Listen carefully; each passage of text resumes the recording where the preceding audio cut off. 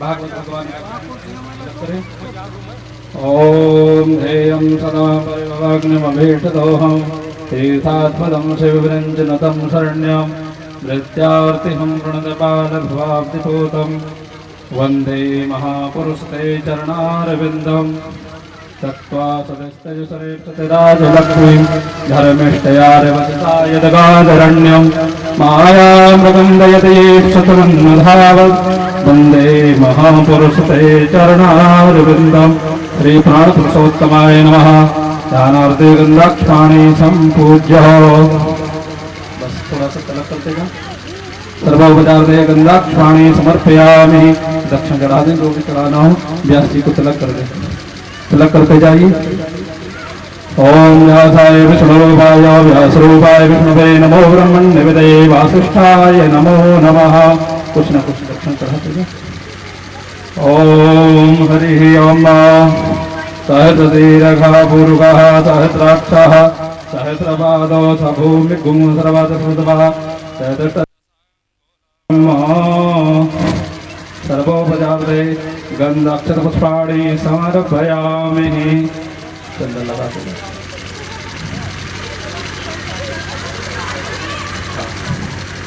आ जाइए, सभी लोग आ जाइए।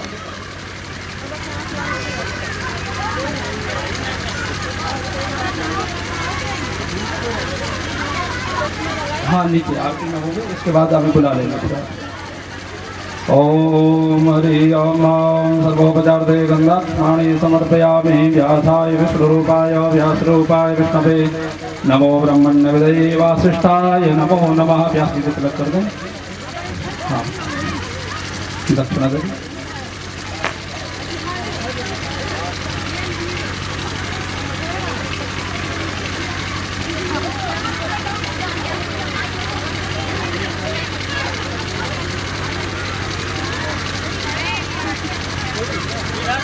आप पहुंचे, नीचे पहुंचे, प्रणाम करने।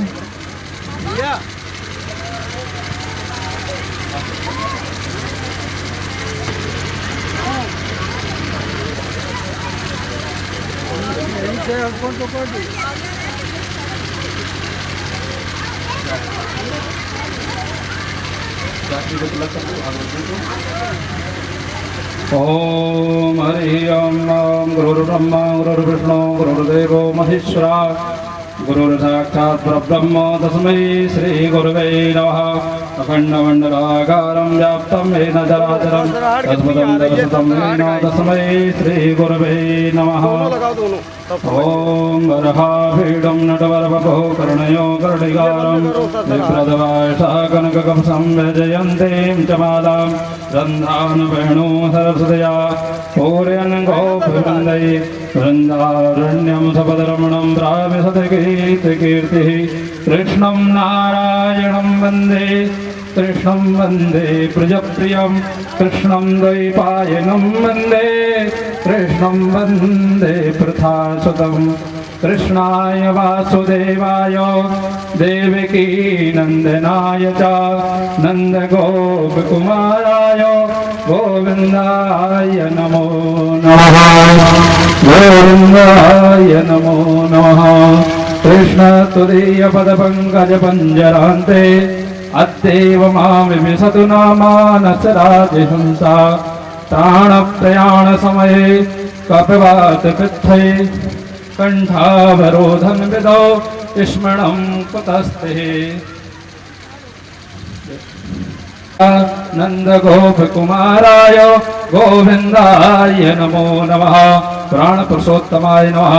सर्वोपचारे गन्धाक्षतपुष्पाणि समर्पयामि।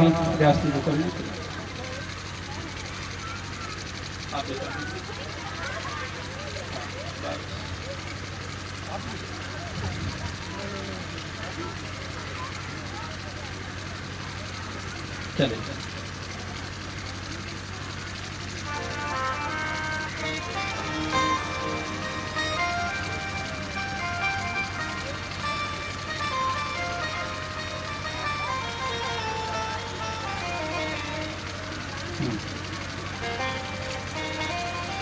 चलो नीचे पहुंचे, आरती होगी। सभी लोग आरती में खड़े हो जाएं। आरती प्रारंभ होने जा रही है भगवती की।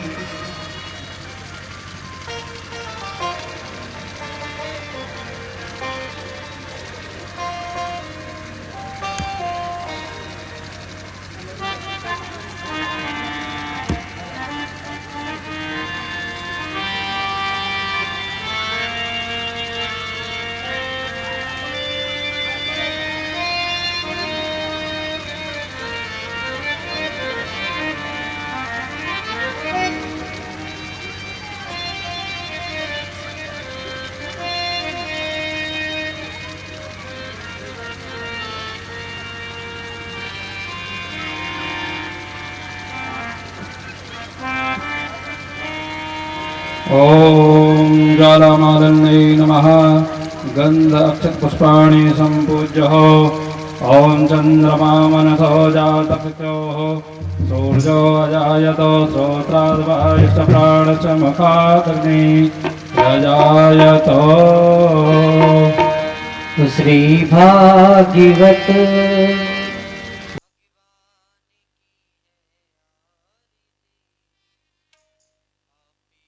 को पाप से है श्री भागवत भगवान की है पापियों को पाप से है श्री भागवत भगवान की है पापियों को पाप से है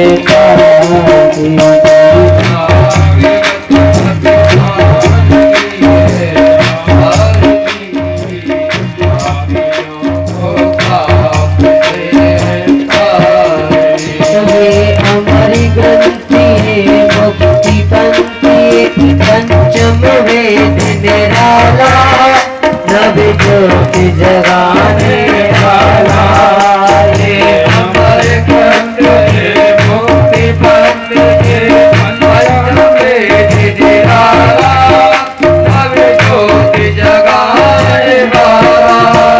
हरि नाम यही हरि नाम यही हरि नाम यही हरि नाम यही यह जग मंगल की आरती पापियों को पाप की है आरती। भागवत भगवान की है आरती पापियों को पाप से है आरती। ये शांति गीत पावन पुनीत पापों को मिटाने वाला हरि दरस कराने वाला हरि दरस कराने वाला रे दुख करनी है दुख हरनी है दुख करनी है दुख हरनी रे दुख सूदन की आरती पापियों को पाप की है आरती। भागवत भगवान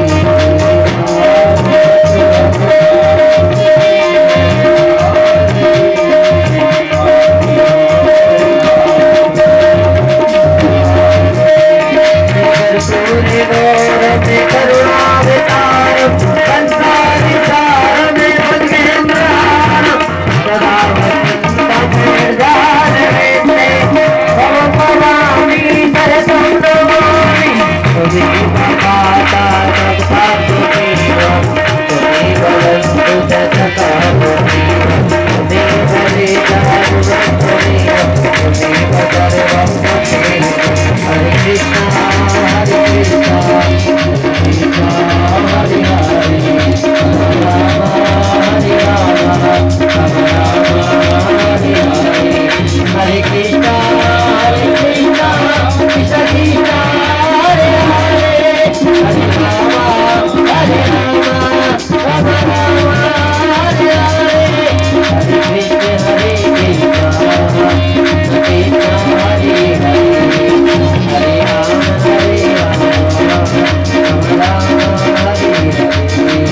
हरे कृष्ण कृष्ण कृष्ण हरे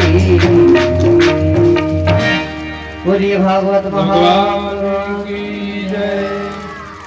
ओम जयो दान्दिरंद्र जमो दान्धे पृथ्वी दान्दिरावा दान्दिरोगद्या दान्धे वनस्पत्या दान्दिरपृथ्वी देवा दान्धे ब्रह्म दान्धे सर्वज्ञ दान्धे दान्दिरेव दान्धे सामा शान्तिरेधिः। ओम हरे यमाजनेन जजमय जन्त देवास्तानि धर्माणि प्रथमान्य तन्नो देहनागं महिमानः सचन्दयत पूर्वे साध्याः सन्ति देवाः।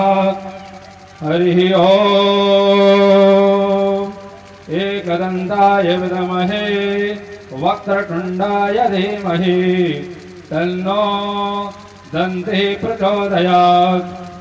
हरिः ओम् नारायणाय विद्महे वासुदेवाय धीमहि तन्नो विष्णु प्रचोदयात्। हरिः ओम् नन्दनन्दनाय विद्महे यशोदानन्दनाय धीमहि तन्नो कृष्ण प्रचोदयात्। हरिः ओम् वृषभानुजायै च विद्महे कृष्णप्रियायै च धीमहि तन्नो श्रीराधा प्रचोदयात्। हरिः ओम् अंजनी नंदनाय विद्महे वायुपुत्राय धीमहि तन्नो हनुमत् प्रचोदयात्। सेवन्ति कावकुलचम्पकपाटलाब्जै पुन्नागजातकरवेलरसालपुष्पै बिल्वप्रबालतुलसीदलमञ्जरीभिः त्वं पूजयामि जगदीश्वर मे प्रसीद। नानासुगन्धपुष्पाणि यथा कालोद्भवानि च पुष्पाञ्जलिर्मया दत्तो गृहाणः परमेश्वरः। चरणकमलेषु मन्त्रपुष्पाञ्जलिं समर्पयामि प्राणपुरुषोत्तमाय नमः। बोले भागवत भगवान की, व्यास जी महाराज की, सुखदेव जी महाराज की, वृंदावन बिहारी लाल की, राधा रानी की, गिरिराज जी महाराज की, यमुना मैया की, अयोध्या नाथ की, नगर खेरे की, नगर बस्ती की, दुर्गे मैया की, कात्यायनी माता की, चामुंडा मैया की। जय जय श्री राधे, जय जय श्री राधे। नमः पार्वती पदे हर हर महादेव। सभी लोग अपने अपने स्थान को ग्रहण करें। अपने अपने नमः।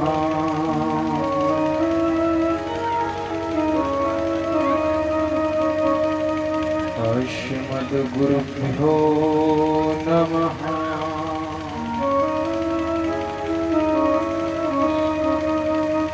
श्रीमते रामानुजाय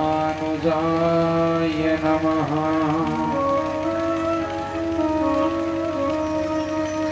ॐ विश्वक्सेनाय नमः। हरिः ओम्।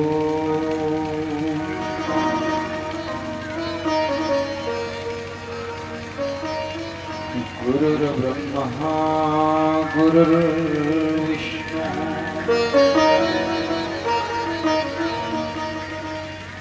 गुरुर्देवो महेश्वरः।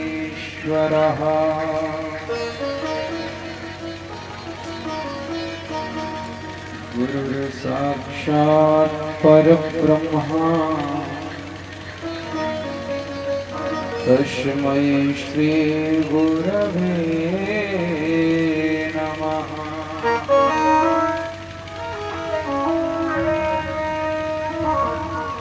श्री वृंदावन कलौ नाथ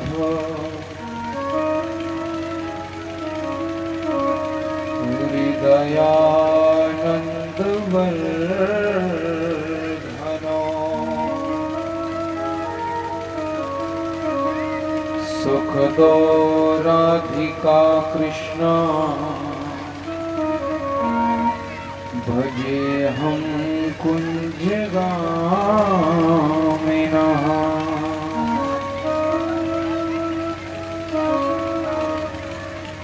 वंशी विभूषितकरान् नवनीरदाभा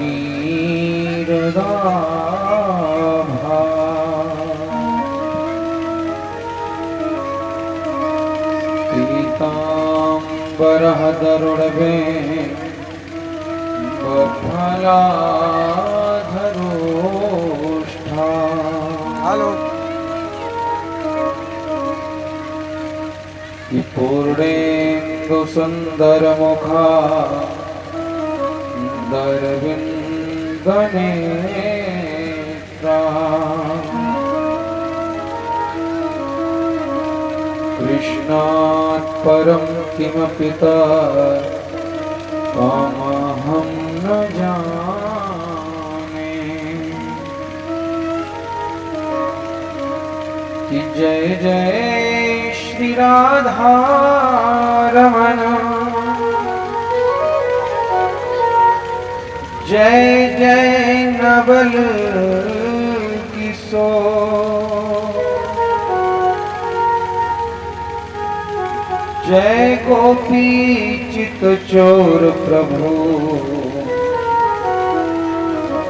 जय जय माखन चोर।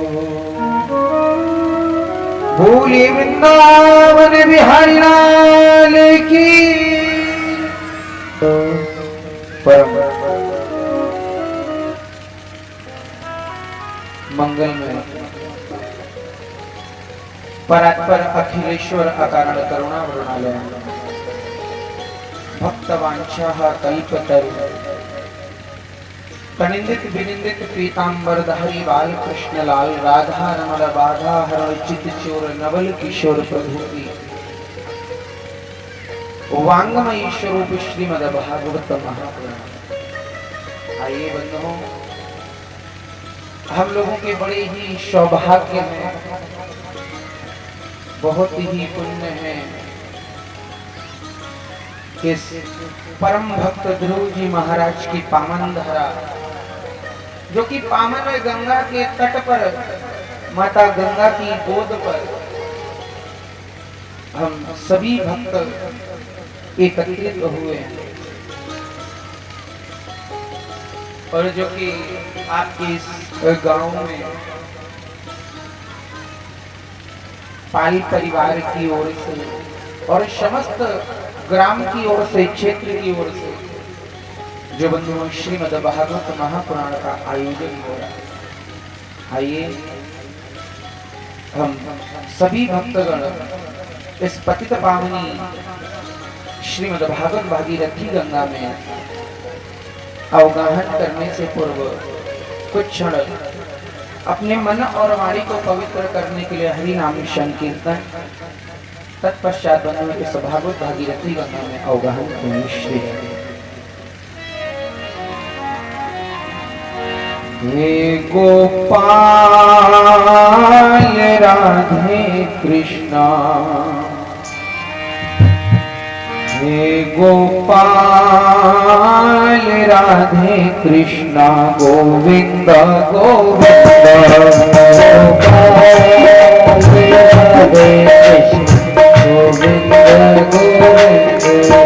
गोपाल राधे कृष्णा गोविंद गोविंद गोपाल राधा कृष्ण गोविंद गोविंद कृष्ण गोविंद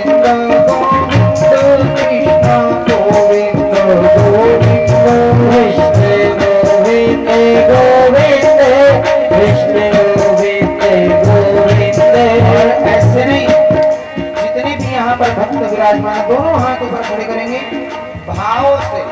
क्या यहाँ पर हम लोग समय व्यतीत करने नहीं आए हैं कि चलो 2-3 घंटा 4 घंटा वहां पर समय घर में नहीं कट रहा है तो चलो कथा पांडाल में चलते वहां समय व्यतीत कर रहे बिताएं। ऐसा नहीं, भाव से मन में भाव लाइए अंतःकरण को कि हे प्रभु आपकी कृपा से, आपके आशीर्वाद और पितरों की कृपा से, क्योंकि परमात्मा की कृपा तो है ही, लेकिन जब तक अपने पितृ होते हैं, अपने पितृ देवताओं की जब तक कृपा नहीं होगी तब तक ऐसे ये सुंदर कार्य कराना असंभव है। लोगों के पास बहुत पैसा है, विचार करते हैं, लेकिन विचार करते करते भी ये कार्य पूरा नहीं कर पाते।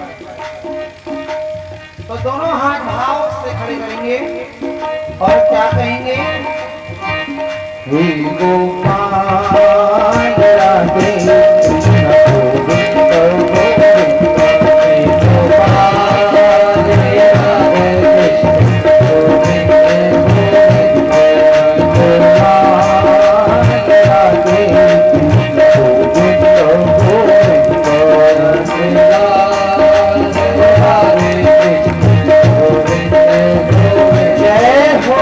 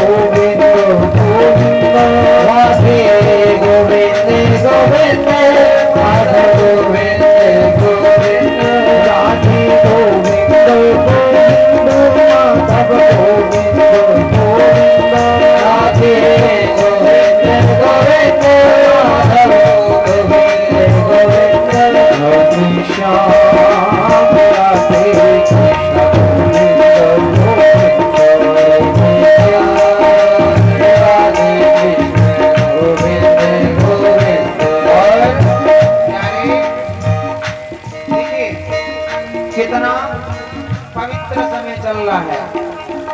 माता रानी के दिन नवरात्र भी चल रहे हैं। आज दूसरा दिन है। कौन सा दिन है आज?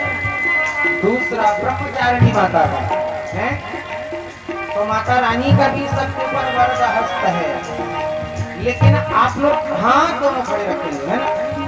क्योंकि कहा है किसी ने कि ताली का तो है मैं कदर, गौर से सुनिएगा कि ताली का तो है मैं कदर, ताली हर जगह मत बजाना, लेकिन जब भी हो मेरे प्यारी का भोजन तो पूरा जोर लगाना, मच्छर नहीं मारना, है ना? भाव से आ जाओ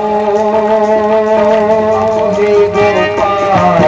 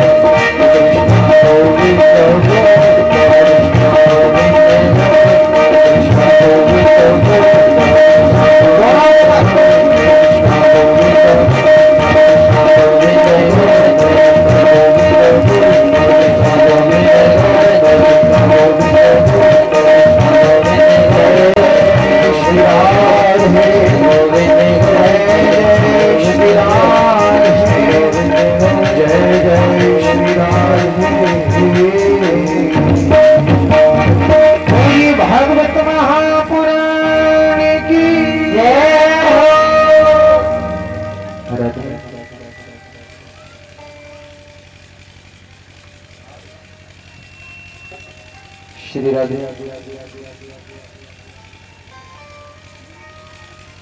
राधे जय जय श्री राधे राधे राधे श्री राधे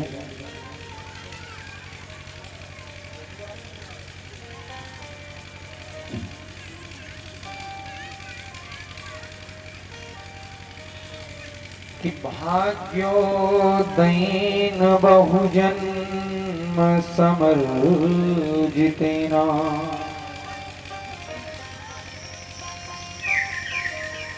सत्संगमं च लभते पुरुषो यदा वै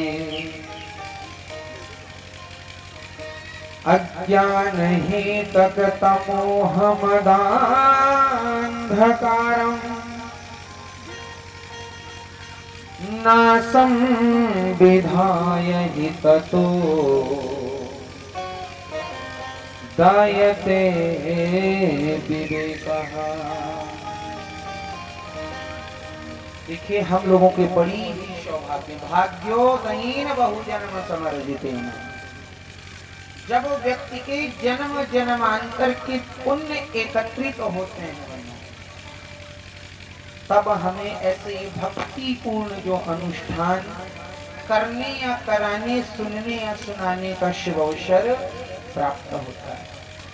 आज मालूम है देवता भी स्वर्ग से देख के लालायित हो रहे होंगे कि जो त्रिलोकपुर है इस गांव के वासी कितने पुण्यात्मा जो कि आज भागवत सुनने और भागवत कराने का इनके अंदर पुण्य एकत्रित होगा। आज देवता भी मन में विचार कर रहे होंगे कि काश हम भी वहां पर जाते हैं, लेकिन सबको ऐसे ही सुंदर शुभ अवसर प्राप्त नहीं। आइए हम सभी भक्तगण पतित पावनी श्रीमद् भागवत भागीरथी गंगा में अवगाहन करें। श्रीमद् भागवत की महात्मा में जो 6 अध्याय हैं इनके प्रथम अध्याय के प्रथम श्लोक से हम लोग प्रवेश करें कि सच्चिदानंद रूपाय विश्वोत्पत्त्यादि हेतवे तापत्रय विनाशाय श्री कृष्णाय वयं नमः।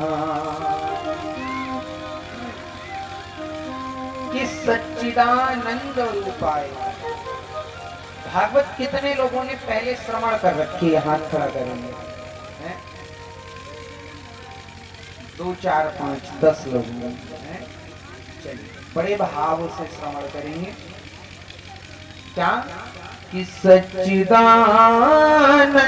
रूपाय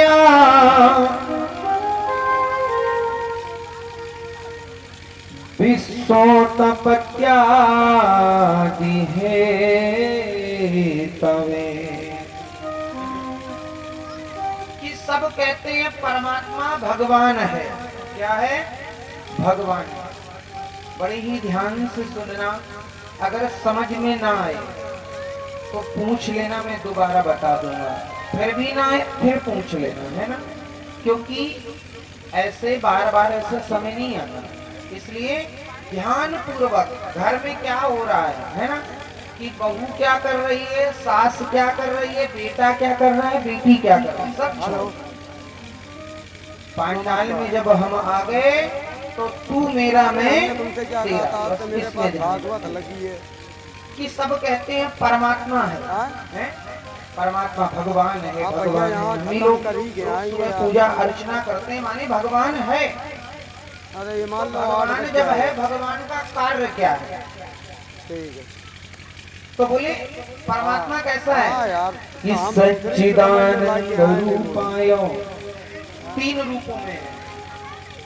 कितने रूपों में? चलो ठीक 3। है, हम फोन करेंगे, आ जाना भैया, पेमेंट भी दे देना। सतमानी जो सत्य है, आदि मध्यांत सत्य है, जो त्रिकाला बाधित भूत भविष्य वर्तमान तीनों कालों में जो सत्य है वो कौन है? परब्रह्म परमात्मा। उसके बाद चित, चित माने प्रकाश।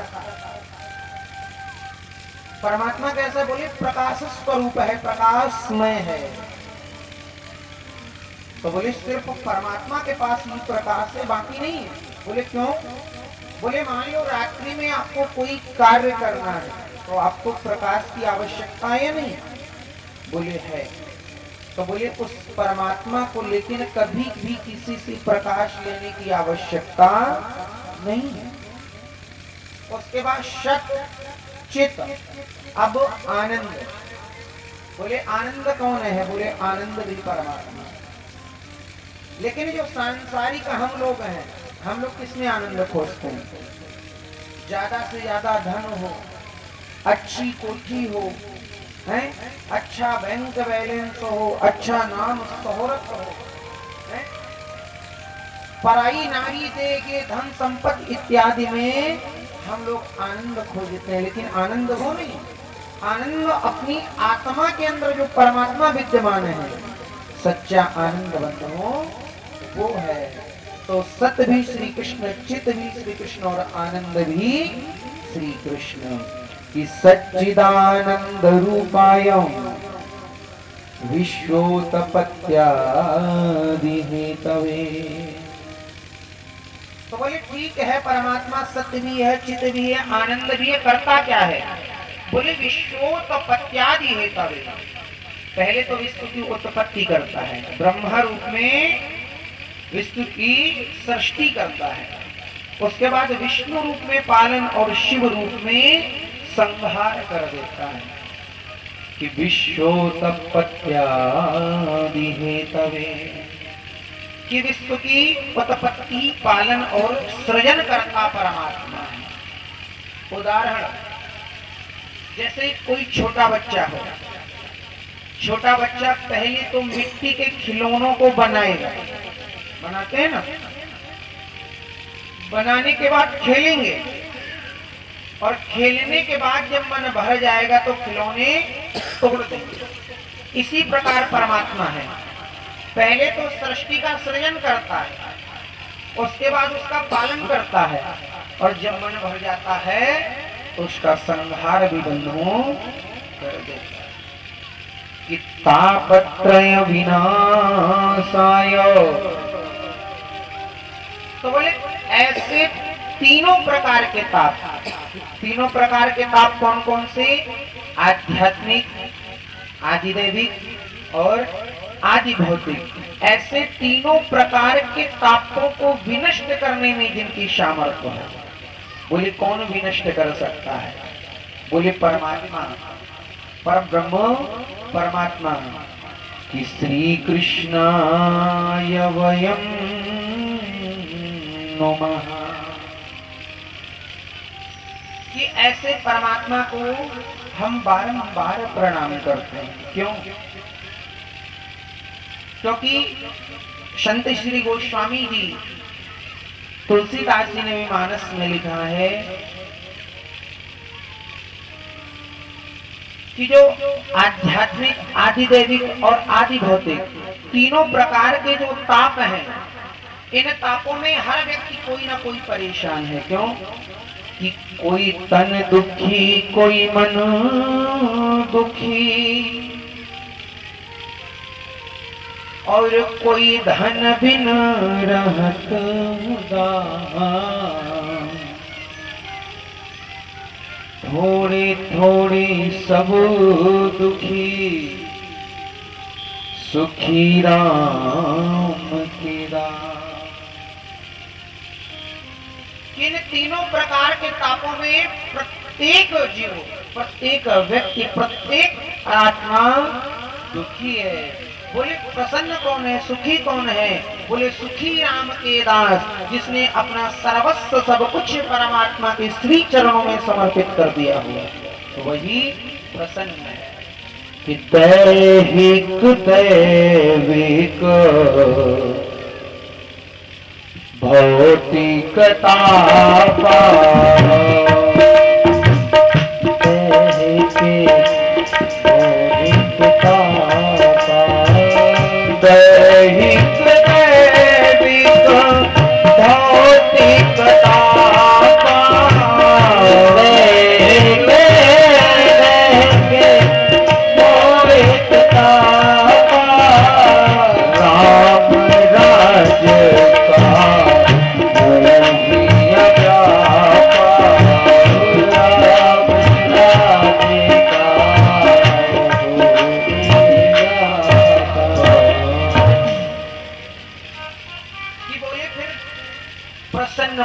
है, सुखी कौन है? बोले सुखी वो है जिसने अपने प्रत्येक इंद्रिय जिसने परमात्मा की ओर मोड़ दी है, वही इस संसार में खुश है, प्रसन्न है।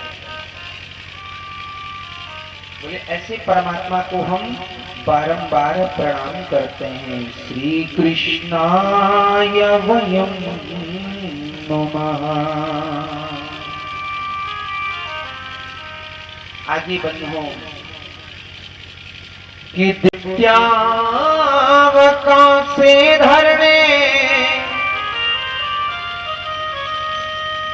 कारुण्यान प्रभोत्तये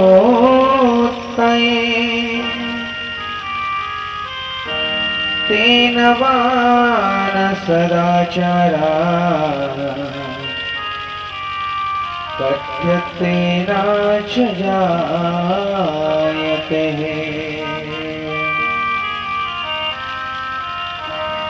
कि धन वृद्धा बल वृद्धा आयु वृद्धास्तथैव च ते सर्वेऽपि ज्ञानवृद्धाश्च किंकिरा शिष्य किंकिरा। आइए हम उस पुण्य पवित्र क्षेत्र नैमिषारण्य में चले जहां पर 88,000 शौनकादिक ऋषि विराजमान।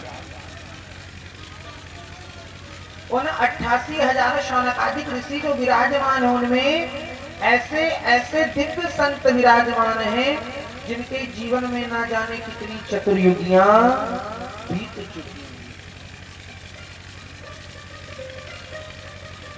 उन्हीं के मध्य में आदरणीय श्री सूत जी महाराज का आगमन होता है। जैसे सूत जी महाराज का आगमन हुआ, समस्त 88,000 जो शौनकादिक ऋषि संतगण थे, सभी लोग खड़े होकर प्रणाम करते हैं। आइए महाराज, आपका स्वागत है, आपका बहुत बहुत स्वागत। जब 16 वर्षीय सूत जी महाराज ने देखा कि अरे ये तो बड़ी लंबी लंबी उम्र वाले संत हैं, ये हमें देखकर खड़े हो गए, हमारा मान सम्मान प्रतिष्ठा कर रहे, आखिर क्यों? तो श्री सूत जी महाराज ने शौनकादिक ऋषियों से पूछ लिया। शौनकादिक ऋषि कह रहे हैं, प्रभु कोई बल में बड़ा होता है, कोई आयु में बड़ा होता है, कोई धन में बड़ा होता है, लेकिन प्रभु जो ज्ञान में बड़ा होता है, सर्वत्र श्रेष्ठ वही होता है। कि नपः स्वदेशे पूजते किंतु विद्वान सर्वत्र पूजते। सूत जी महाराज ने जब प्रश्न किया, शौनकादिक ऋषियों ने उत्तर बताया, तो आज सूत जी कह रहे हैं, ठीक है भगवान बताइए आपने हमें क्यों याद किया? बोले कि कृष्ण प्राप्ति कर्म सस्वत साधनम तत्वदाधुना। कि आप इतने विद्वान हो, कुशल हो, श्रेष्ठ हो, कुछ ऐसा बताइए कि कृष्ण प्राप्ति कर्म सस्वत, जिससे भगवान श्री कृष्ण हमें शीघ्र मिल जाए, उनकी भक्ति हमें शीघ्र प्राप्त हो जाए। जब बंधु शौनकादिक ऋषियों ने प्रश्न किए तो सूत जी महाराज बड़े प्रसन्न हुए और प्रसन्न होकर कह रहे हैं, बड़े ध्यान से सुनो, ये संसार है और संसार क्या है? संसरति गच्छति इति संसार। समझ में आ रहा है नहीं आ रहा? कितने लोगों का आ रहा है? बाकी को नहीं आ रहा है? सही सही बताना, आ रहा है या नहीं आ रहा है? आ रहा है ना? ये तो पूछ सकते हैं ना कि संसार है। संसार क्या है? संसरति गच्छति इति संसार। जो धीरे धीरे खसकता चले वही संसार काल व्याल मुखग्रास त्रास निर्णा सहे तवे कि काल व्याल मुखग्रास, ये संसार एक अजगर के समान है। क्या? अजगर के समान। और इसके गाल में हम ग्रास, ग्रास मतलब भोजन, इस संसार के गाल में हम लोग ग्रास बनकर बैठे हुए हैं। अब सुरक्षित हम कब तक हैं? अजगर के मुख में, अजगर मुख फैलाए है और अजगर के मुख में हम प्रविष्ट हैं, तो हम सुरक्षित कब तक हैं? जब तक कि वो अजगर अपना मुख बंद नहीं कर लेता। जैसे ही अजगर ने अपना मुख बंद किया, हमारा गोविंदाय नमो नमः। तो बोले संसार क्या है? बोलिए अजगर। तो बोले ऐसे संसार में जब हम रह रहे, हमें मालूम है, तो ना ही कश्चित क्षणमपि जातु तिष्ठत् कर्मकृत्, कि बिना क्षण गमाए हमें परमात्मा की खोज में लग जाना चाहिए। और परमात्मा कैसे मिलेंगे? आइए बड़े भाव से श्री राधे। अरे भूलो मत प्यारे बिहारी जी का नाम, अरे भूलो मत प्यारे बिहारी जी का नाम, बाके बिहारी हैं सब सुख धाम, बाके बिहारी हैं सब सुख धाम, बाके बिहारी हैं सब, बाके बिहारी हैं सब सुख धाम। ओ भूलो मत प्यारे बिहारी जी का नाम, भूलो मत प्यारे बिहारी जी का नाम, भूलो मत प्यारे बिहारी जी का नाम, भूलो मत प्यारे बिहारी जी का नाम। और ऐसे नहीं, भाव से दोनों हो। आज देखिए, आज प्रथम दिवस है ना? आप भी थके हो, हम भी थके। आज तो सिर्फ बैटरी चार्ज होने के लिए प्रारंभ हो गई है। कल से तो नृत्य भी करना पड़ेगा, नाचना भी पड़ेगा, है ना?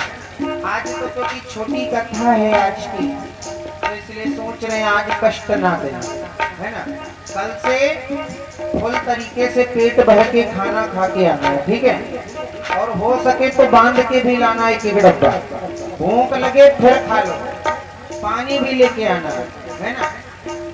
लेकिन कथा में मन लगाना है और जितने भजन हो ताली और नृत्य भी करना है, ठीक है? भूलो मत प्यारे बिहारी जी का नाम, भूलो मत प्यारे बिहारी जी का नाम, भूलो मत प्यारे बिहारी जी का नाम, भूलो मत प्यारे बिहारी जी का नाम, और बाकी बिहारी सुख धाम, बाकी बिहारी जय हो।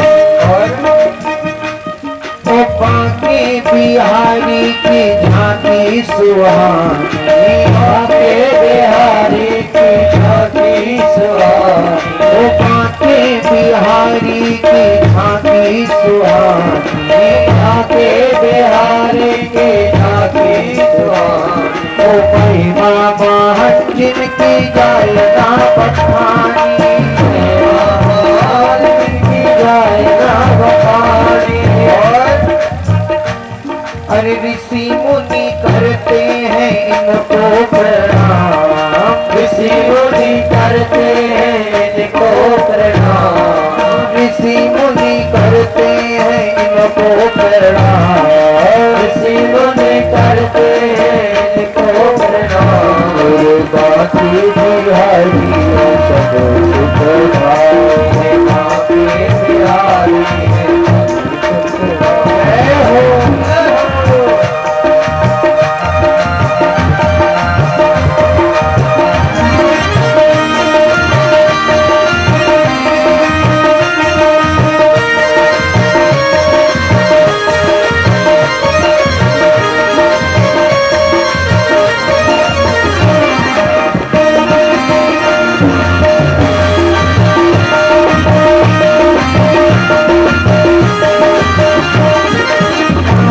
बिहारी की झांकी सुहानी, बांके बिहारी की झांकी सुहानी, ओ बांके बिहारी की झांकी सुहानी, बांके बिहारी की झांकी सुहानी।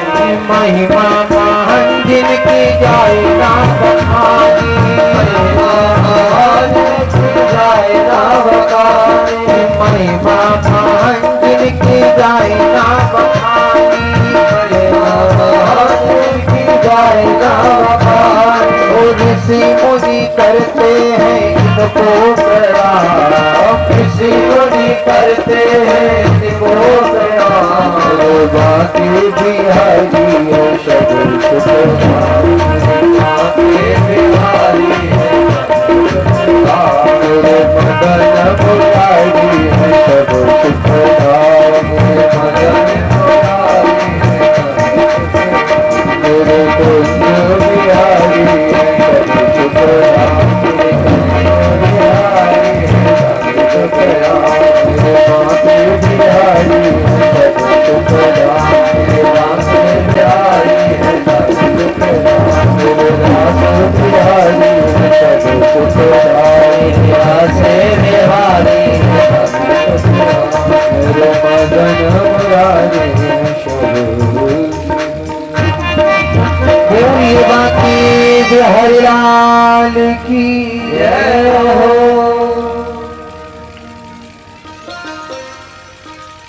जब आदरणीय श्री शौनकादिक ऋषियों ने श्री सूत जी महाराज से प्रश्न किया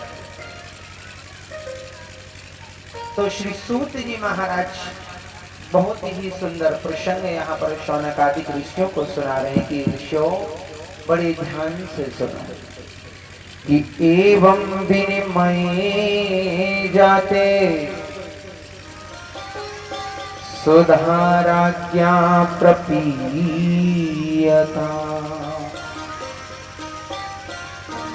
प्रपश्यामो वयं सर्वे श्रीमद्भागवतामृतम्। कि एक बार जब राजा परीक्षित को तक्षक के डसने से 7 दिन में अकाल मृत्यु का श्राप लगा था तो आदरणीय श्री सुखदेव जी महाराज राजा परीक्षित को श्रीमद् भागवत कथामृत का पान करवाया और परीक्षित कर सीधे भगवान के धाम को प्राप्त हुआ। ये बात देवताओं को मालूम हुई। अब देवता लोग वैसे ही अपना कार्य बनाने में निपुण हैं। कुछ लोग होते हैं कि अपना काम बड़े तरीके से और अच्छे तरह से करवा लेते हैं, है ना। उनको कार्य कुशल बोलते हैं कि जो अपना कार्य बड़े तरीके से किसी से करवा ले। तो ऐसे ही देवता हैं। अब देवता जो अपने स्वर्ग से अमृत का तरस लेकर श्री सुखदेव जी महाराज के पास गए।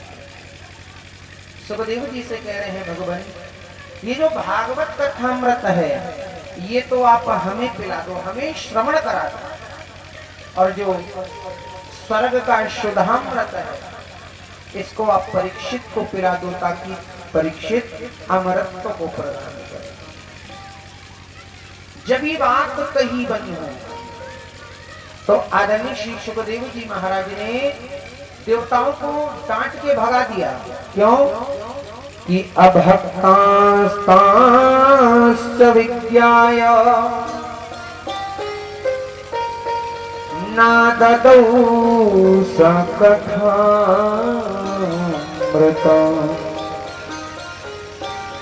श्रीमद्भागवती वार्ता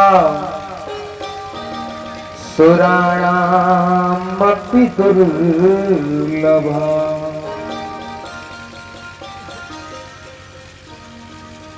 कि देवताओं को भक्त नहीं अभक्त समझा। अभक्तांश्च विज्ञाय, देवताओं को भगाया। क्यों कि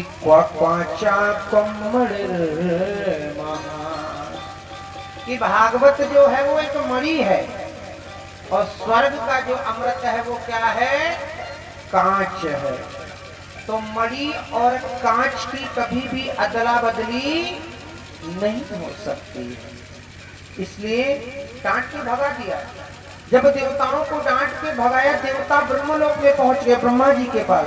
ब्रह्मा जी से शिकायत करी कि सुखदेव जी ने हमारे साथ ऐसा ऐसा कर्म किया है। ब्रह्मा जी ने ब्रह्मलोक में तराजू बांधा, एक पल्ले में भागवत जी को विराजमान किया, दूसरे पल्ले पे समस्त पुराण इतिहास उपनिषद शास्त्र, यहाँ तक समस्त तीर्थों को विद्यमान कर दिया। लेकिन बंधुओं, पल्ला श्रीमद् भागवत जी का ही नीचे रहा। जैसे ये बात बंधुओं,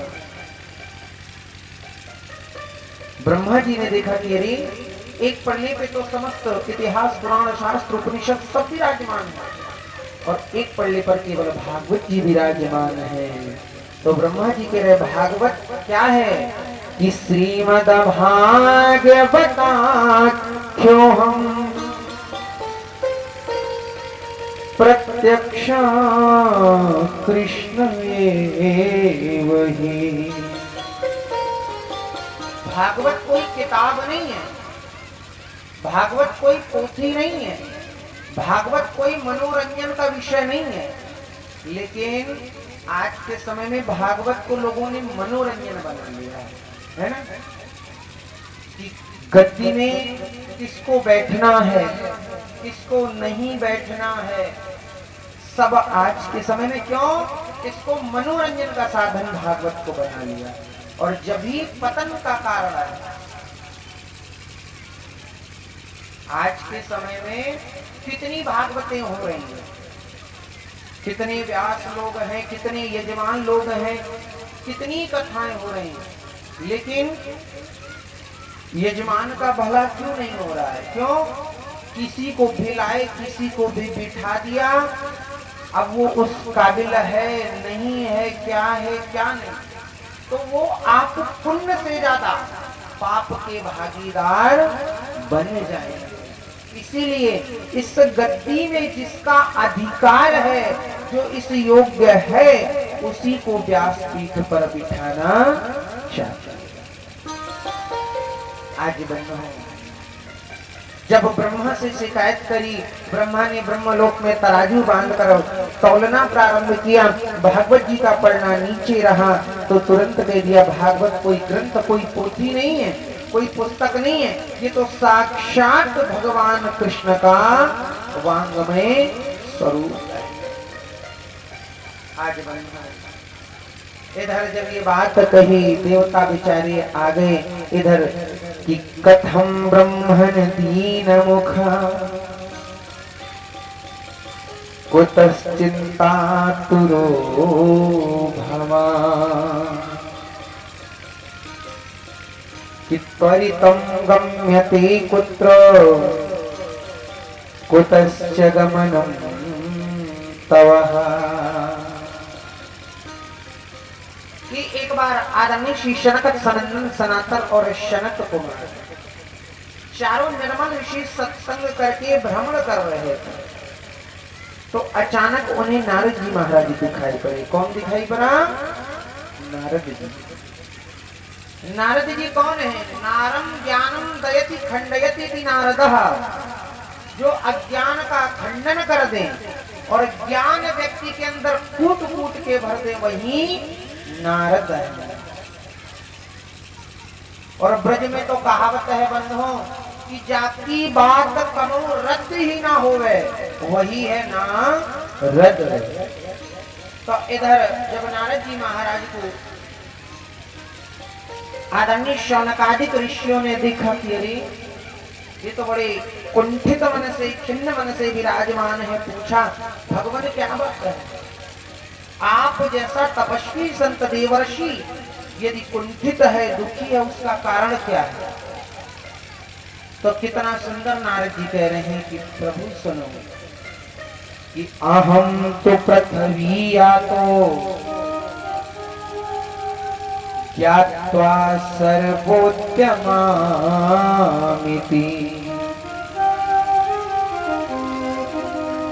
कि पुष्करम च प्रयागम च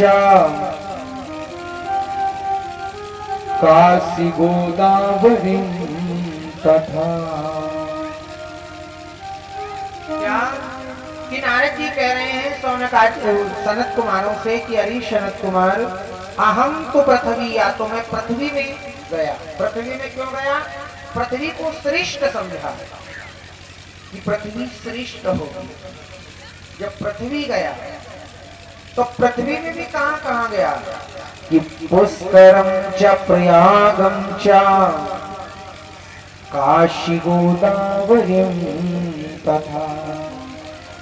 पुष्कर गया, प्रयाग गया, काशी गया, हरिद्वार गया, कुरुक्षेत्र गया, श्रीरंग गया, रामेश्वर गया, समस्त तीर्थों में गया, लेकिन हमें कहीं शांति नहीं मिली। बोली क्यों? कि तरुणी, तो जब पूछा क्यों शांति नहीं मिली तो नारद जी कह रहे हैं कि तरुणी प्रभुतागे है शाल को बुद्धिदायका कन्या विक्रयणो लोभा संपत्ति नाम शकलतनम। कि तरुणी प्रभुतागे है, घर में किसकी चलती है? घर में किसकी चलती है? आपके यहाँ किसकी चलती है बताइए? सास की। जो बेचारी नई है वो कह रही सास की, और जो मैयाएं हैं सास हैं वो कौन की चलती है? मैया बहू की। सास परेशान बहू ते, बहू परेशान सास ते, अब कौन की मानी? बेचारी अगर सास कथा में आई होगी तो बहू ना आए, बहू नहीं होगी। क्यों? आपस में बनेगी ही नहीं। बहू के मन में ये विचार होगा कि चलो बुढ़िया गई, जब तक 2-4 घंटा तो टेंशन फ्री है। और बहू आ गई होए तो वहां बुढ़िया सोचेंगी चल ठीक है बला कटी, 7 दिन रोज जा। तो घर में कौन की चले? बोले तरुणी प्रभुता के है। घर में चल रही नई नई बहुओं की। किनकी? नई नई बहुओं की। सास की पूछे कौन? कि शाल को बुद्धिदायका। और घर में कोई कार्य करना है, यदि श्रीमान जी को, श्रीमती जी के श्रीमान जी को यदि कोई कार्य करना है तो मैया बाप से नहीं पूछेंगे हैं कि पिताजी ये काम करें कि ना करें, माता जी ये काम करें कि ना करें। बोले मैया बाप तो बूढ़े हैं। तो बोले कौन से पूछे? बोले ससुराल कौन लगाओ? कहाँ लगाओ? ससुराल में। क्यों? शाल को बुद्धिदायका। ये मैं नहीं कह रहा हूं, आप मन में ये भाव मत लाना कि महाराज जी कह रहे हैं, मैं नहीं कह रहा हूं, ये हमारी भागवत पुराण कह रही है कि तरुणी प्रभुतागे है शाल को बुद्धिदायका। तो ससुराल से सलाह लेंगे कि साले साहब नहीं, बड़े इज्जत भाव से भाई साहब बोलते हैं, है ना। छोटा हो या बड़ा, भैया जी भाई साहब बड़े भाव से बड़ा मान सम्मान करते हैं। चाहे साला अपने जीजा का करे या ना करे, लेकिन जीजा पूरा सम्मान करेगा अपने साले का, हैं? तो साले से कहेंगे कि बताओ ये काम करें कि ना।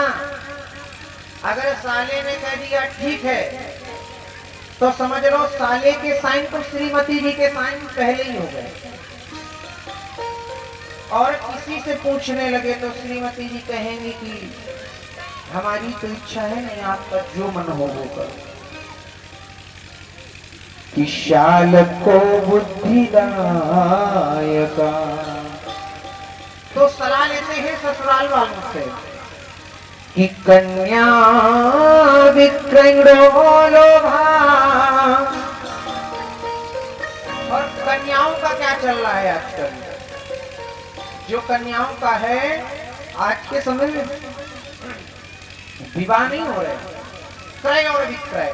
क्या क्रय और विक्रय? देखते हैं कि हमारे हैसियत का है कि नहीं है, हैं?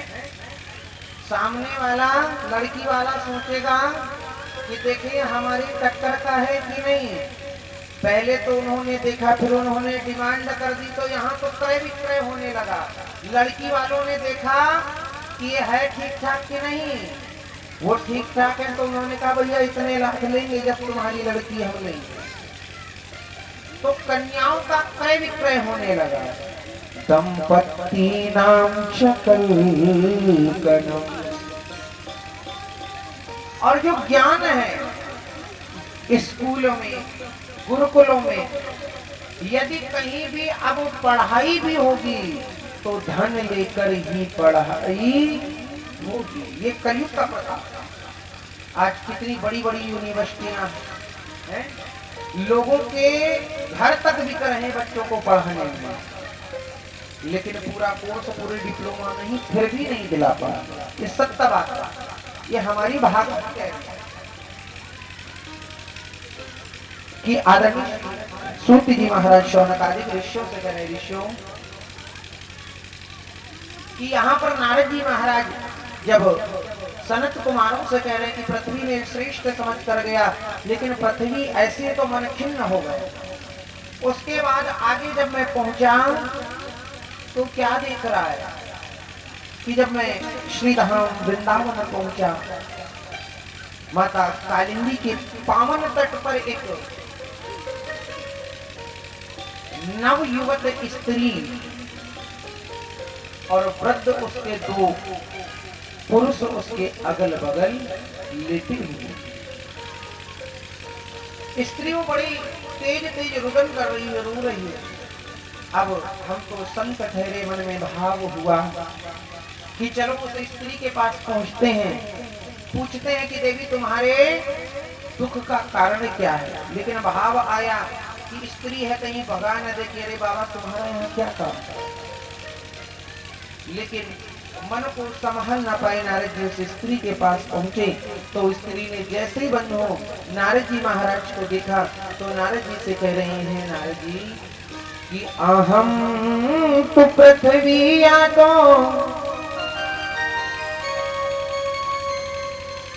भक्ति शात भवात्मजा गुर्जरे आतिया राष्ट्रे कर्नाटे वसुंधरा। मैं बहुत जगह गई, गुर्जरे जीर्णताम गता, गुजरात में जब मैं थी तो मैं तो वृद्ध, हमारे पुत्र युवक थे, लेकिन जैसे ही हम श्री धाम वृंदावन आए तो क्या ये जो दो वृद्ध पुरुष पड़े ये कोई और नहीं है, हमारी पुत्र हैं ज्ञान और वैराग्य। और मैं इनकी माता भक्ति, पुत्र तो हैं वृद्ध और माता नव युवती। हमारी ये दुख का कारण आखिर ऐसा क्यों हुआ? नारद जी महाराज बड़े खिन्न हुए। नारद जी महाराज ने बड़ा वेद वेदांत उपनिषद शास्त्र इत्यादि बहुत सुनाए, यहाँ तक गीता पाठैर मुहुर्मुहु। गीता का पाठ एक बार नहीं, अनेक बार गीता का पाठ सुनाया। कुछ देर चेतन अवस्था आए और चेतन अवस्था आते ही पुनः फिर मूर्छित हो जाते हैं। बंधु बार बार जब कर्म यही होता रहा तो आकाशवाणी हुई कि सत्कर्म सूच कोनु न ज्ञान यज्ञो स्मृतो बुधे। कि अरे नारद, यदि इस देवी भक्ति के दोनों पुत्र ज्ञान और वैराग्य के बुढ़ापे को आप दूर करना चाहते हो तो सत्कर्म करो। अब सत्कर्म क्या? वेद वेदांत उपनिषद शास्त्र सब कुछ हमने सुना दिए, क्या ये सत्कर्म नहीं है? बोले हैं, ये भी है, लेकिन जिसमें शीघ्र परमात्मा की प्राप्ति हो ऐसा सत्कर्म आप सुनाइए। आज बंधु नारद जी महाराज ने यही बात 88,000 शौनकादिक ऋषियों से कही। आज ऋषियों ने मन में भाव आया और नारद जी से बोले, ठीक है, आप भक्ति और ज्ञान वैराग्य के बुढ़ापे को दूर कराने के लिए आज नारद जी महाराज ने श्रीमद् भागवत महापुराण का आयोजन करवाया। 88,000 शौनकादिक ऋषि आए। श्री सूत जी महाराज इधर शौनकादिक ऋषियों को सुना रहे हैं, सनत कुमार नारद जी को सुना रहे हैं। जब वो प्रसंग सुना रहे थे उसी समय शौनकादिक ऋषियों ने एक प्रश्न कर दिया, महाराज जी कहे भागवत सब कुछ कर सकती है क्या? भागवत सब कुछ कर सकती है, लेकिन क्या पापी से पापी व्यक्ति, पतित से पतित व्यक्ति का भी उद्धार भागवत कर सकती है या नहीं? ध्यान इधर दीजिएगा, है ना? ध्यान नहीं दोगे तो फिर मन नहीं लगेगा, है ना? ध्यान इधर देंगे तो कह रहे हैं हाँ। बोले कैसे? कि हे मानवः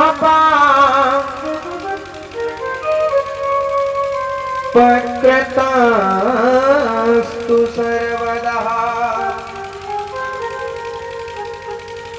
सदा दुराचाररता विमार्गः क्रोधादिदघ्ना कुटिलाश्च कामिनः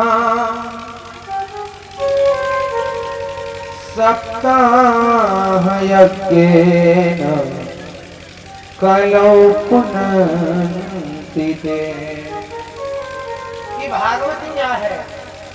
बोले हे मानवः पापकृतस्तु सर्वदा, जो नित्य निरंतर पाप कर्म करता हो। क्या? कि नित्य निरंतर पाप कर्म करता हो। कि क्रोधादि दघना कुटिलाश्च कामना, क्रोधी हो, कपटी हो, छली हो, यहाँ तक वर्ण संकरी से उत्पत्ति हो। वर्ण संकर समझते हैं? वर्ण संकर माने माँ किसी बिरादरी की और पिता किसी बिरादरी की।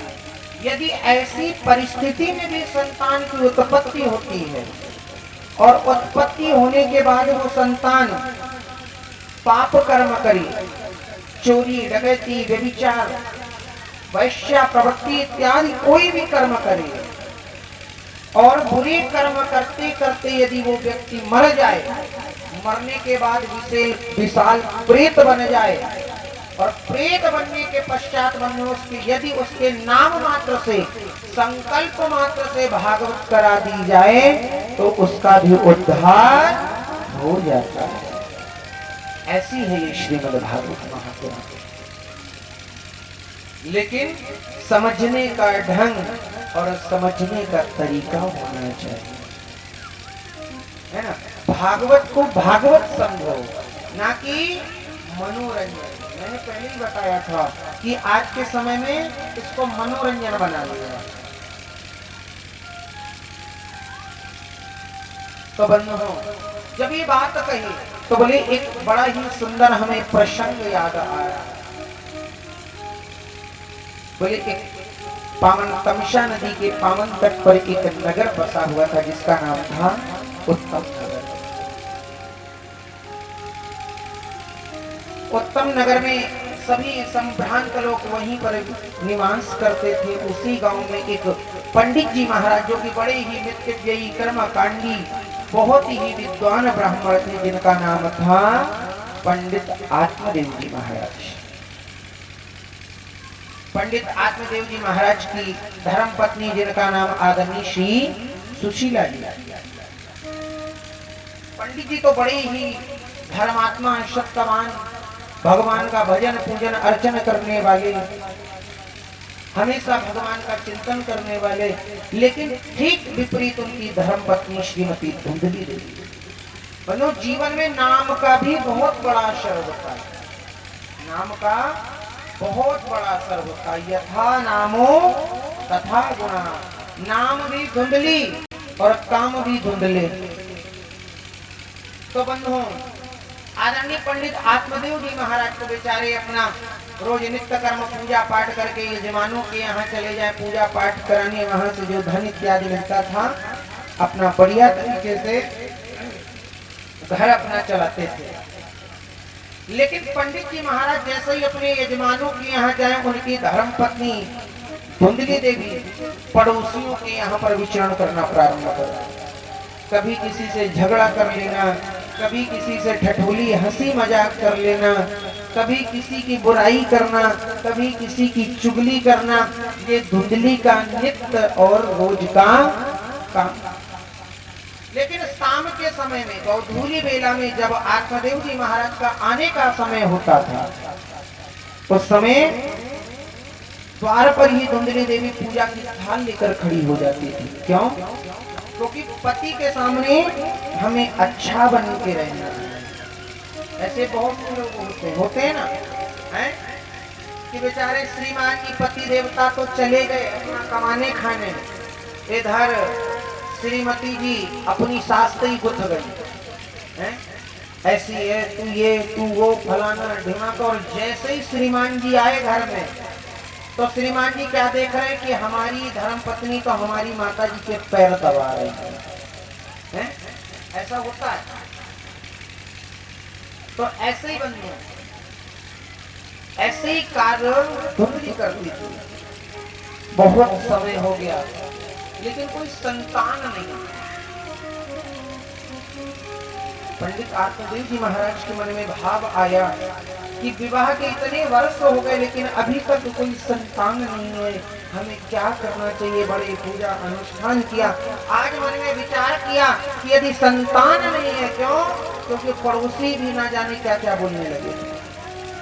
यदि संतान नहीं है तो आज मैं इस घर को छोड़कर चला जाऊंगा और ज्यादा होगा तो अपने प्राणों का भी परित्याग करूंगा।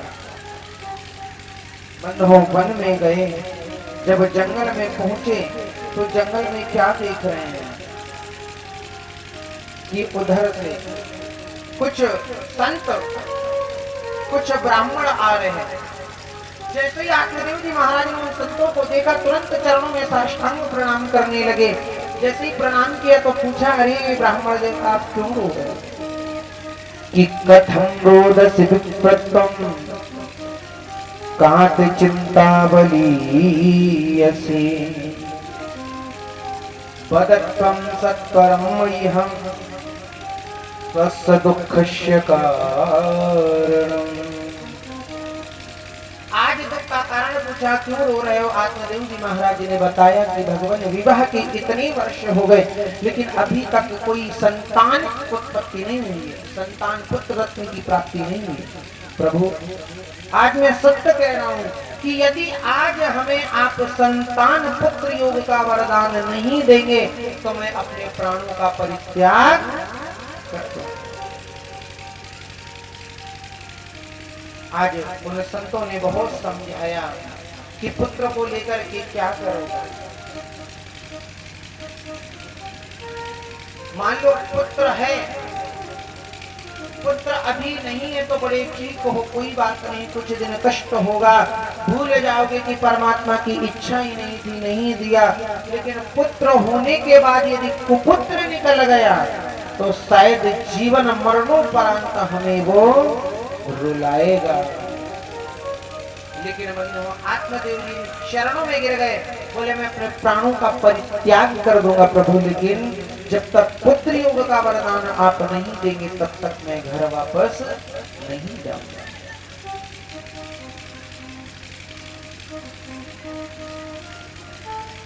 जब ये आत्मदेव ने निवेदन किया तो इधर बंधु आज उन संतों ने अपनी झोली से एक फल आत्मदेव जी को दे दिया, सारे नियम बता दिए और कहा अपनी धर्म पत्नी को खिला देना, सुंदर सुयोग्य और सुलक्षण पुत्र की प्राप्ति हो जाएगी। पंडित आत्मदेव जी महाराज बड़े प्रसन्न उस फल को लेकर के आए, अपनी पत्नी धुंधली देवी को दिया। धुंधली ने जैसे ही उस फल को लिया, पूछा कहाँ से लाए, सारे नियम बताए, बता दिया, उन संतों ने दिया है, इस फल को आप खाओगे आपको पुत्र की प्राप्ति होगी। लेकिन धुंधली ने उस फल को नहीं खाया, अपनी सखी को बुला के उस फल की परीक्षा लेने के लिए गाय को खिला दिया और इधर उस फल को गाय को खिलाया। स्वयं अपनी जो सखी है उससे कह रही देवी तू भी तो इस समय गर्भवती हो, मैं तुझे कुछ धन दे दूंगी, तेरा जो पुत्र हो वो मुझे दे देना। बोली ठीक है। धीरे धीरे समय आया, उस सखी के पुत्र हुआ, उसने आकर लाकर के धुंधली देवी को दे दिया। धुंधली ने अपने पति आत्मदेव जी से कहा महाराज हमें पुत्र हुआ, हमें पुत्र हुआ।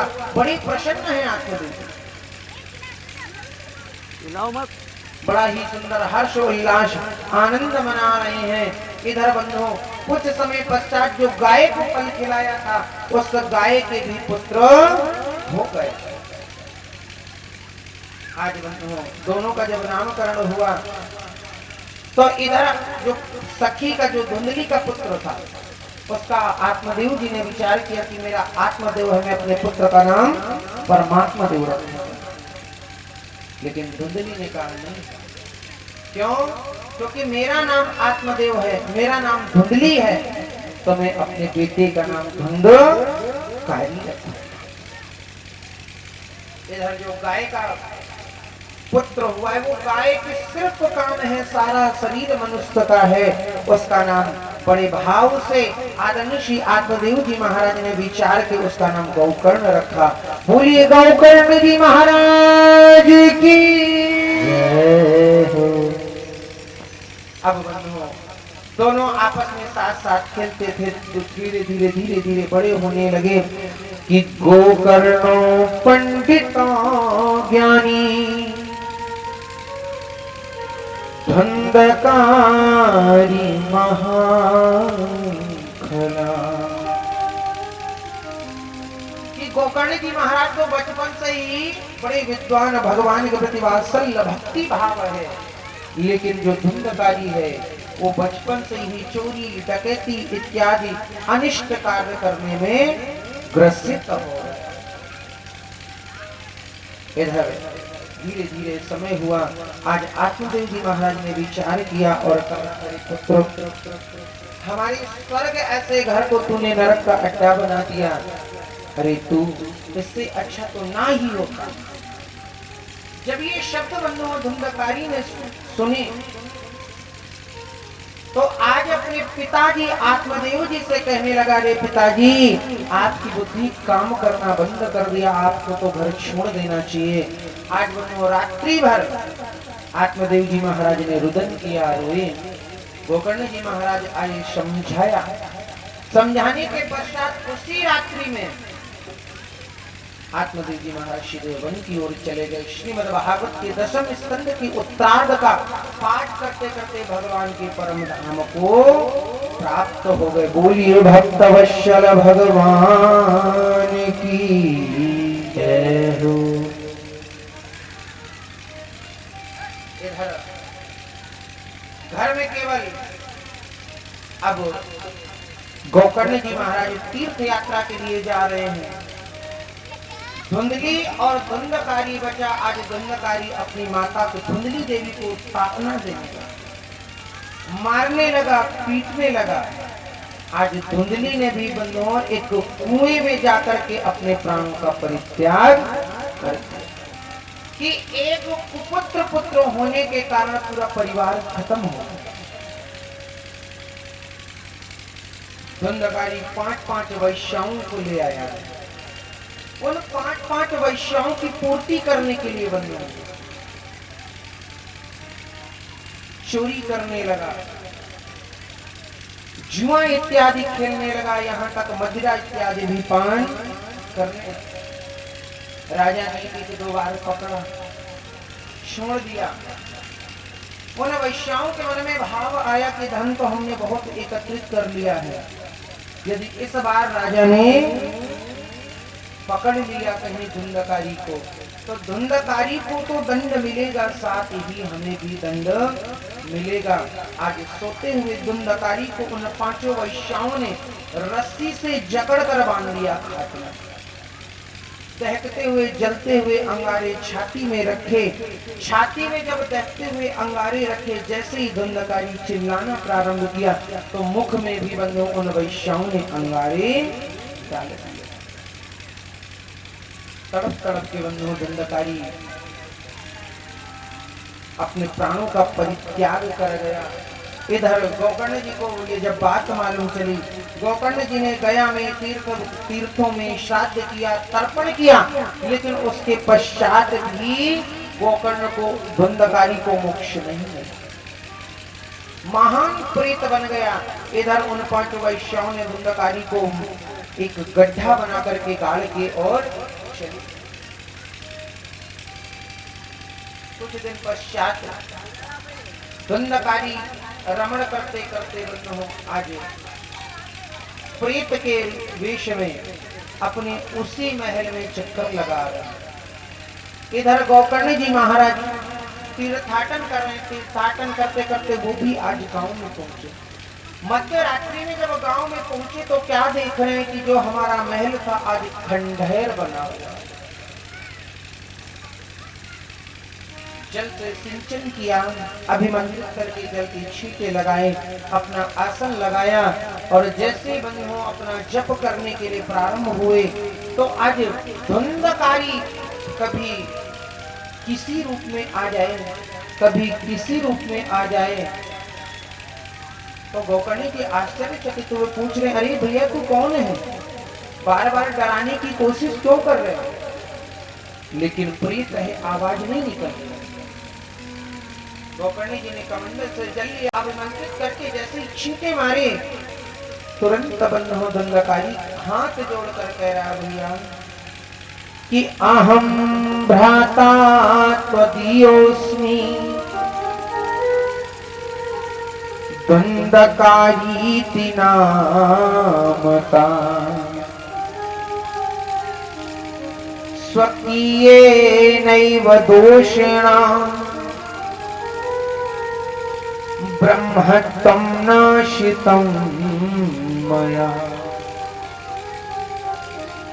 भैया मैं कोई और नहीं हूं, मैं आपका भाई धुंधकारी हूं।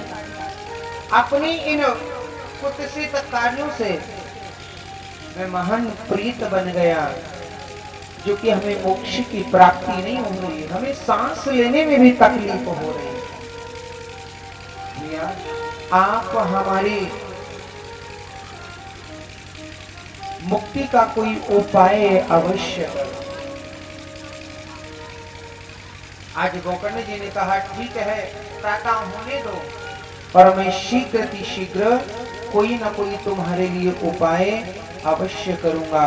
बंधुओं प्रातः हुए, जैसे प्रातः हुई समस्त ग्रामवासियों को मालूम चला, अरे गोकर्ण जी आए हैं, गोकर्ण जी। सभी लोग गोकर्ण जी से मिलने के लिए आए हैं।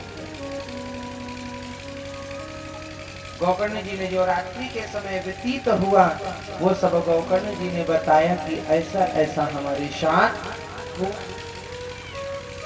अब बताइए इनके उपाय, मुक्ति के उपाय के लिए हमें क्या करना चाहिए? बोले आपसे ज्यादा कौन जाने, आप ही जानते हैं। भगवान सूर्य का आवाहन किया, भगवान शिव की उपासना करके भगवान सूर्य ने कहा कि श्रीमद् भागवताख्यो सप्ताह वाचनम कुरु। कि यदि आप धुंधकारी को मोक्ष दिलाना चाहते हो, सदगति दिलाना चाहते हो, तो धुंधकारी को श्रीमद् भागवत सप्ताह ज्ञान यज्ञ की कथा को श्रवण करो। आज सुंदर सा समय, सुंदर सा मुहूर्त देखकर गोकर्ण जी ने बंधुओं श्रीमद् भागवत कथा का आयोजन किया। सामने एक आसन बिछाया और कहा, हे धुंधकारी, आपके मोक्ष के लिए हम भागवत कथा श्रवण करवा। नहीं तो बना आप नहीं जहाँ है। भी हो, आप आइए आसन पर विराजमान हो और कथा को तो श्रवण तुम करो। बनाइयो कि ना बनाइयो यार। अब जब कथा प्रारंभ हुई बंधु, बना दो तो बना दो यार। इरफान बैठा बैठा हड़ गया, फिर कहीं राम जा रहे हैं। अब वो चला आया। तो धुंधकारी आए कैसे, क्यों आसन में नहीं बैठ सकता?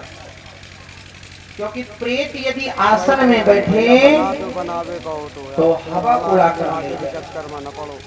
सामने व्यासपीठ के ठीक सामने एक सप्त ग्रंथी बांस लगा हुआ था। उसी बांस की प्रथम ग्रंथि में जाकर के धुंधकारी विराजमान हो गए।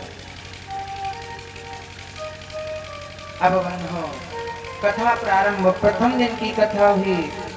पहली ग्रंथि, द्वितीय दिन की द्वितीय ग्रंथि, तृतीय दिन की तृतीय ग्रंथि।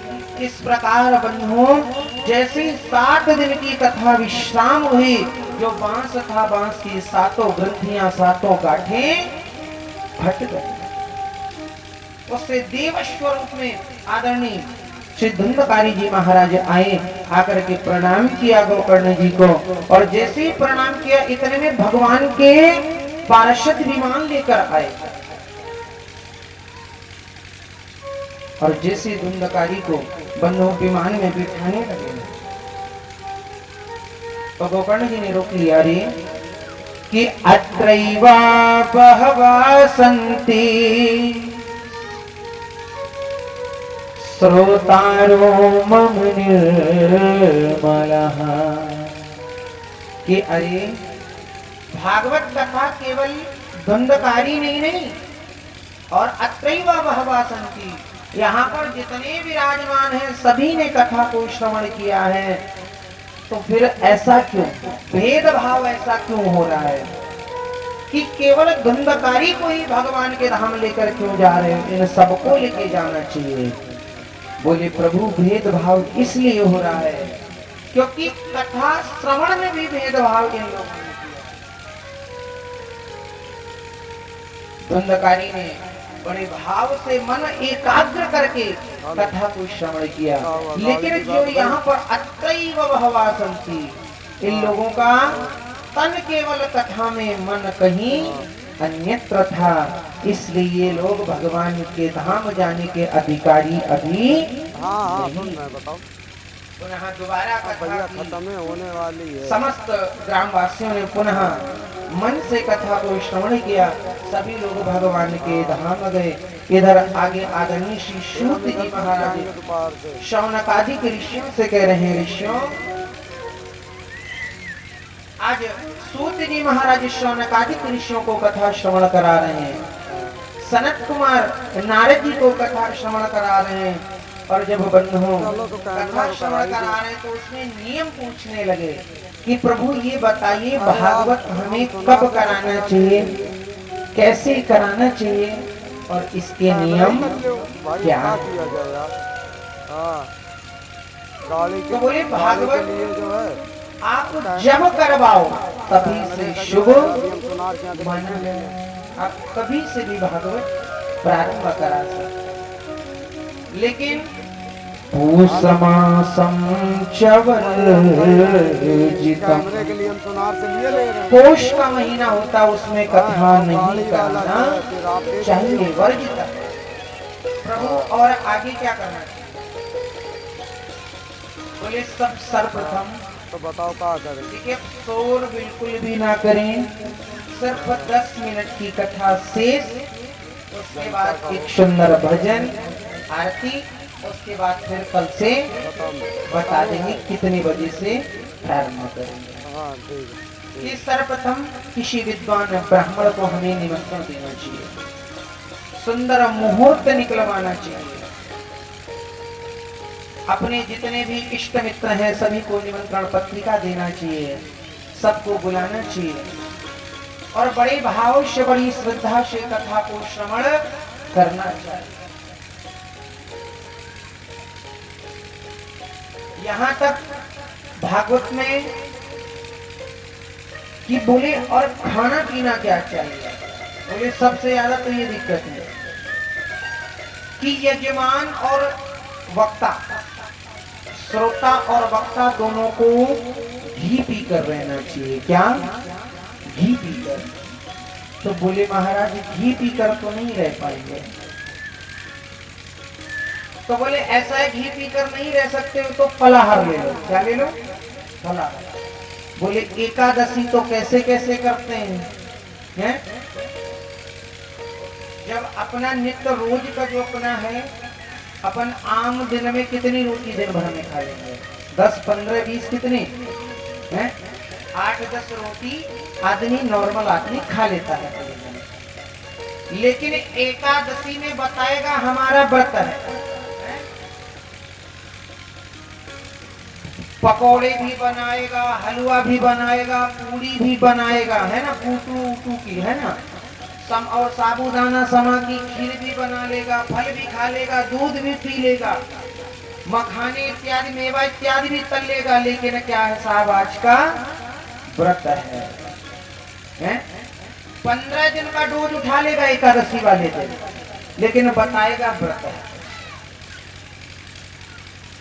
तो एकादशी तो जैसे तैसे रहते हैं। तो बोले फिर आगे बताओ क्या करेंगे? बोले भोजन की बिना व्यवस्था नहीं बनेगी।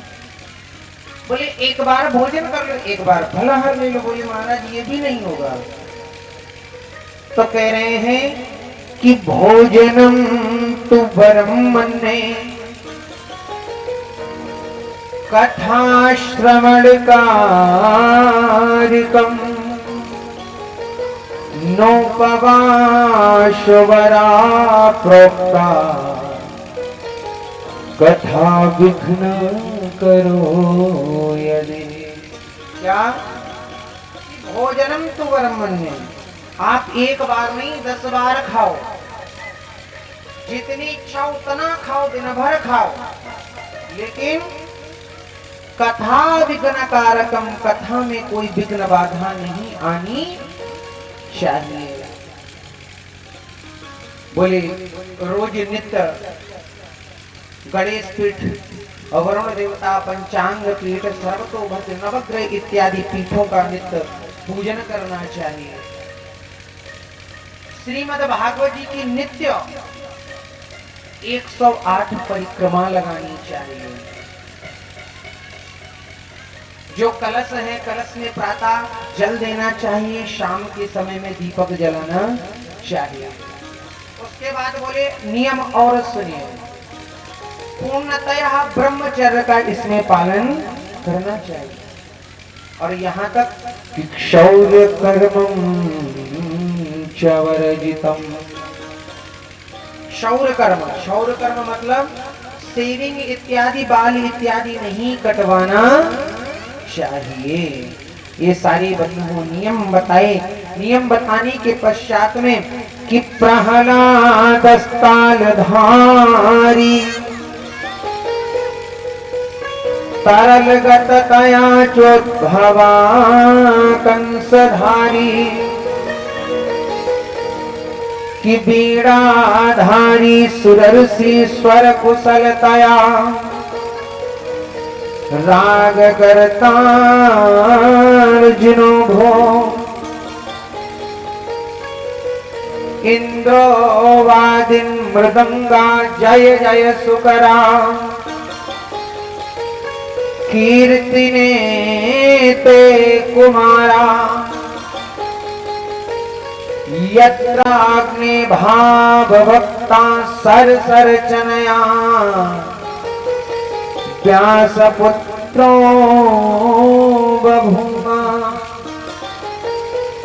ये जब कथा हो रही, कथा में क्या कि प्रहलाद तालधारी तरालिकतया चोद्भवा कांसधारी, प्रहलाद जी महाराज ताली बजा रहे हैं, उद्धव जी महाराज कांसा बजा रहे हैं कि बीणाधारी स्वरर्षि आदरणीय श्री देवर्षि नारद जी बीणा बजा रहे हैं, राग करता अर्जुनो भो।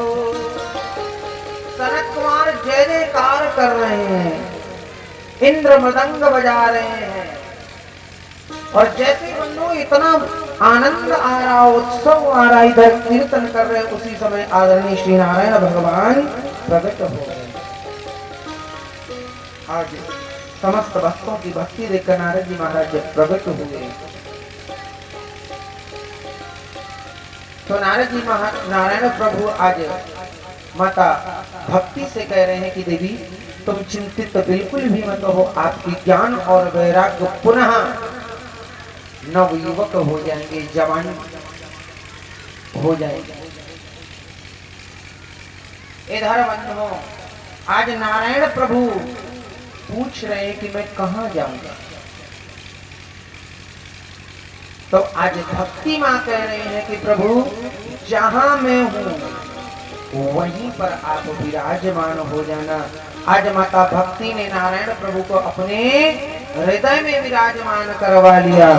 बोलिए भक्तवत्सल भगवान की जय। पुनः बंधुओं आज पुनः सभी कीर्तन करने लगे, उन्मत्त होने लगे। आइए आज की कथा को हम सभी भक्तगण यहीं पर विश्राम करते हैं, एक सुंदर सा भजन, उसके बाद कल की कथा के बारे में उसके पश्चात में आरती श्री राधे। मुझे ऐसी लगन तू लगा दे,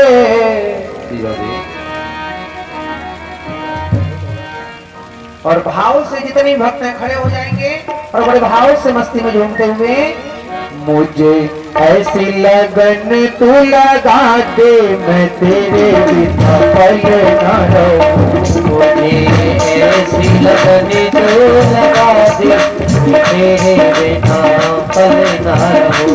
मुझे ऐसी लगन तू लगा दे, मैं तेरे बिना पल न रहूं। मुझे ऐसी लगन तू लगा दे, मैं तेरे बिना पल न रहूं। मैं तेरे बिना पल न रहूं। मैं तेरे बिना पल न रहूं। मैं तेरे बिना पल न रहूं। मैं तेरे बिना पल न रहूं। प्रेम वाला दीप जला के मैं तेरे बिना पल न रहूं। मैं प्यार वाला दीप जला के मैं तेरे बिना पल न रहूं।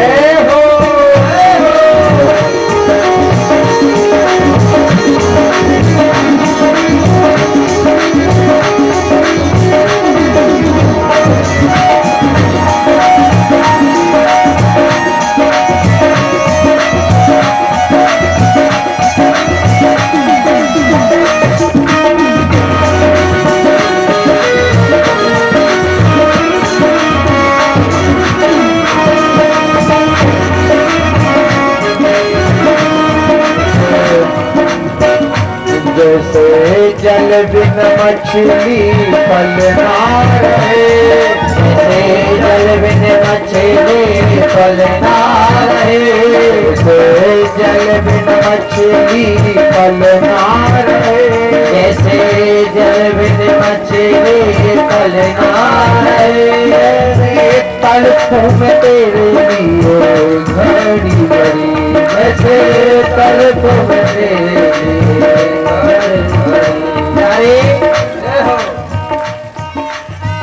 कि इतना प्रेम हो, इतना वात्सल्य हो प्रभु से कि हमें प्रभु के अलावा कुछ दिखाई ही ना दे। कि सिर्फ और सिर्फ परमात्मा, जैसे जल बिन मछली पल ना रहे, जैसे जल बिन मछली पल ना रहे, ऐसे थड़पुम तेरी हो घड़ी घड़ी, जैसे थड़पुम तेरे लिए घड़ी घड़ी।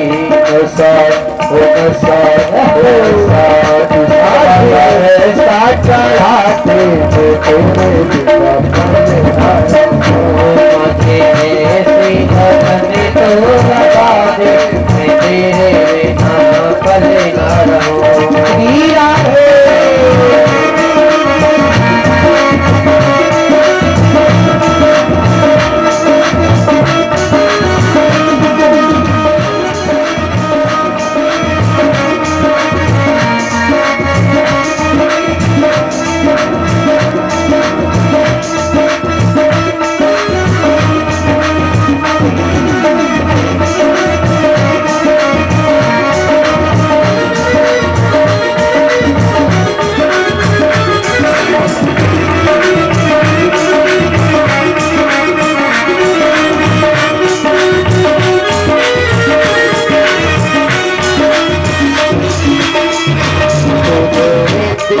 चुराया मैंने कुछ ना कहा, दिल को चुराया मैंने कुछ ना कहा, दिल को चुराया मैंने कुछ ना कहा, दिल को चुराया मैंने कुछ ना कहा, तूने बड़ा तड़पाया मैंने कुछ ना कहा, तूने बड़ा तड़पाया मैंने कुछ ना कहा।